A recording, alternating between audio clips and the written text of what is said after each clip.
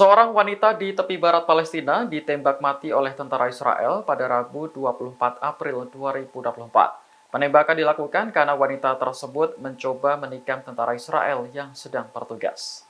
Kantor berita resmi Palestina Wafa melaporkan wanita tersebut bernama Maimunah Abdelhamid berusia 20 tahun.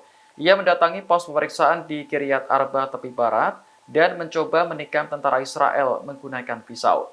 Tentara yang menjadi sasaran berasal dari Batalion Simpson Brigade Fir. Namun, aksi tersebut rupanya gagal karena Maimunah lebih dulu ditembak mati.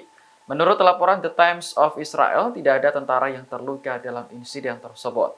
Sementara nasib mayat Maimunah belum diketahui apakah diserahkan kepada keluarga atau tidak. Sebagai informasi, kekerasan di tepi barat telah meningkat bahkan sebelum perang di Gaza dimulai. Aksi teror kerap terjadi baik di permukiman Yahudi maupun Palestina.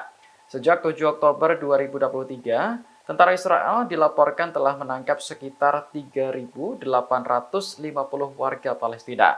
Dari jumlah tersebut, 480 diantaranya telah terbunuh menurut Kementerian Kesehatan.